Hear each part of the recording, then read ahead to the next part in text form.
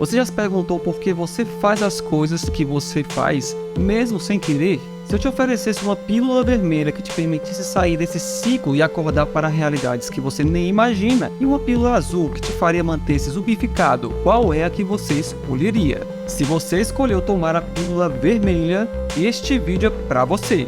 Os mecanismos de defesa são os grandes responsáveis por nossas ações irracionais e não permitem que nós enxerguemos a verdade sobre nós mesmos e sobre as pessoas que estão ao nosso redor. Neste vídeo, você vai aprender como enfrentá-los e ter uma vida muito mais saudável e positiva. Bora lá se conhecer melhor?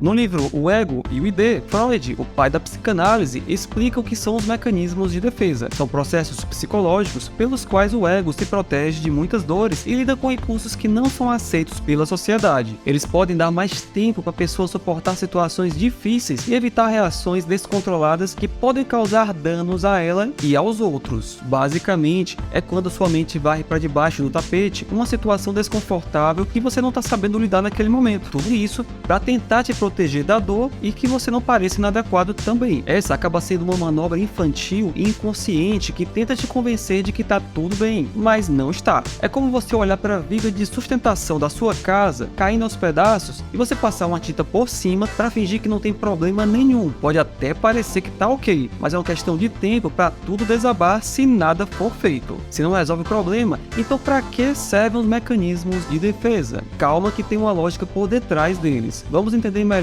para que eles realmente servem.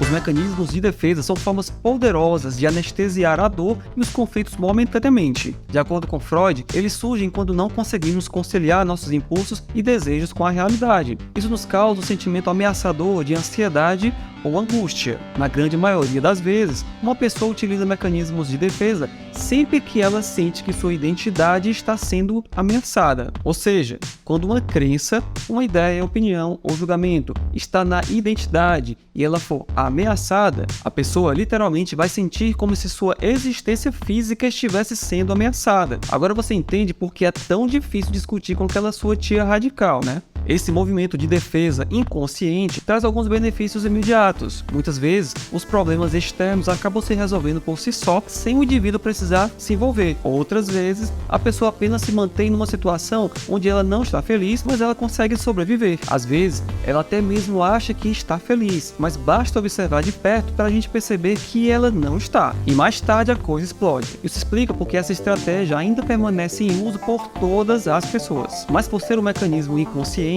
ele sempre nos distancia da realidade, causa danos que a gente não consegue perceber. Por isso, é tão importante saber como os mecanismos de defesa funcionam.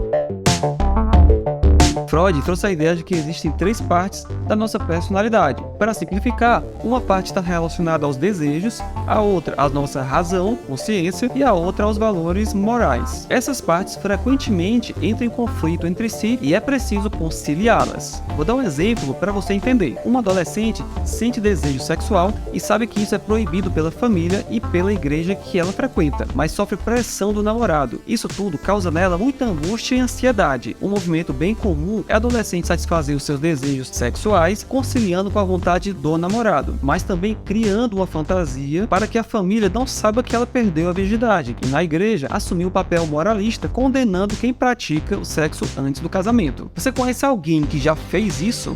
Mas saiba que a pessoa que está nesse movimento não é má, hipócrita ou qualquer outra coisa. Ela apenas está sofrendo uma pressão difícil dentro dela, que ela não sabe como aliviar e acabou adotando os mecanismos de defesa para tentar conciliar tudo isso, sem entrar em crise emocional. Assim como aconteceu com esta adolescente do exemplo, acontece com a gente o tempo todo nos mais diversos assuntos. E esse movimento inconsciente distancia a gente da realidade, trazendo riscos e sofrimento. No caso do exemplo, a adolescente vai carregar uma sombra muito dolorosa. Ela criou uma imagem falsa de si mesma para os outros, passando a ter relações superficiais e se tornando agressiva toda vez que essa fantasia for ameaçada.